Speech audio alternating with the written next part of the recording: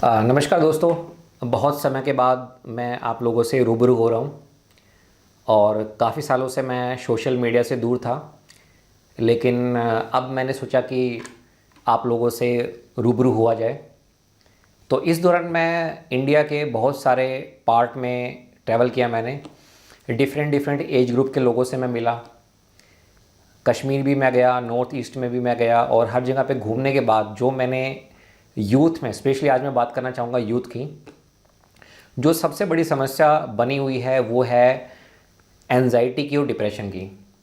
आज की डेट में जो मेरी एज के युवा हैं, या फिर आज आप देख लीजिए 8 या 10 साल की जो एज के जो युवा हैं, चाहे वो बॉय हो गर्ल हो, सभी के साथ एक प्रॉब्लम बनी हुई है। उसको हम बोलते हैं एंजाइटी और डिप्रेशन।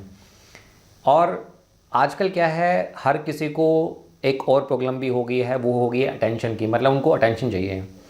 जब इन सब के बारे में मैंने स्टडी किया, आप स्टडी कैसे कर सकते हैं किताबों से, जैसे ये किताब है मास्टर योर इमोशन, बहुत प्यारी किताब है। इस किताब को मैंने पढ़ा। इस किताब को पढ़ने के बाद मुझे ऐसा लगा कि जो हमारा यूथ है वो इमोशंस को कंट्रोल कर सकता है, और अगर एक बार इमोशंस कंट्रोल में आ जाते हैं तो उसके बाद आप क्या कर सकते हैं, अपनी लाइफ को बहुत स्मूथली आप चला सकते हैं।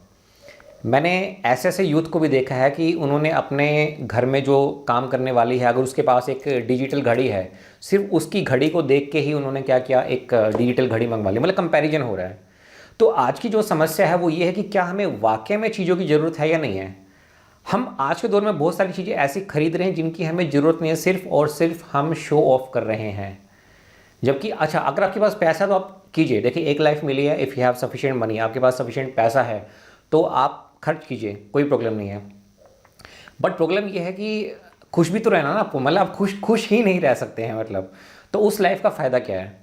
तो आप जितने भी मेरे फ्रेंड हैं उनको मैं रिकमेंड करना चाहूँगा, ये किताब है मास्टर योर इमोशन।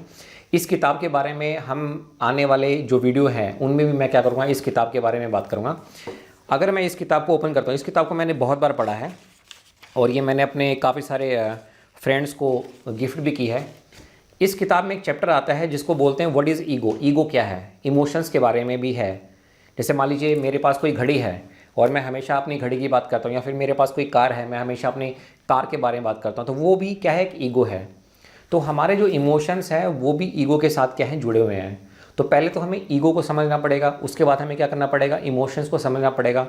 देखो, लाइफ में मैक्सिमम जो प्रॉब्लम है वो सोल्व हो सकती है, इमोशंस को कंट्रोल किया जा सकता है, इमोशंस को रेगुलेट किया जा सकता है। तो कहने का मेरा मतलब ये है कि आप अपने इमोशंस पे काम कीजिए। अभी मैं देख रहा हूँ कि बहुत सारा जो यूथ है वो रिलेशनशिप के चक्कर में आके फंस गया है। जो मैरिड पीपल्स हैं उनकी लाइफ अच्छी नहीं चल रही है, सिर्फ और सिर्फ ईगो है और कोई प्रॉब्लम नहीं है। चाहे वो लड़की में प्रॉब्लम हो या फिर लड़के में प्रॉब्लम हो, प्रॉब्लम है ईगो की। ईगो क्लैश हो रही है और रिलेशनशिप है क्या है, वो टूटते जा रहे हैं। कुछ लोग कहते हैं कि मेरे तो बहुत सारे फ्रेंड। अरे आप कैसे बहुत सारे फ्रेंड बना सकते हैं? अगर आप एक फ्रेंड बनाएंगे तो आपको एक फ्रेंड छोड़ना पड़ेगा ना। ऐसा तो है नहीं कि आप बहुत सारे फ्रेंड्स बना सकते हैं। एक लिमिटेड ही आपके पूरे जीवन में क्या रहेंगे, दोस्त रहेंगे। तो मेन फोकस आपका क्या होना चाहिए, मेन फोकस ये होना चाहिए कि आपके जो इमोशंस हैं उनको आप क्या करें, कंट्रोल करें। सोसाइटी में आप एक अच्छे नागरिक बन के आप दिखाएं। तो आने वाले वीडियो लेक्चर्स में मैं इस किताब के बारे में बात करना चाहूँगा, और किस तरह से आप अपने इमोशंस को कंट्रोल कर सकते हैं, किस तरह से आप एंजाइटी के साथ फाइट कर सकते हैं, किस तरह से आप डिप्रेशन को हरा सकते हैं, इसके बारे में हम बात करेंगे अगले वीडियो लेक्चर में। Thank you.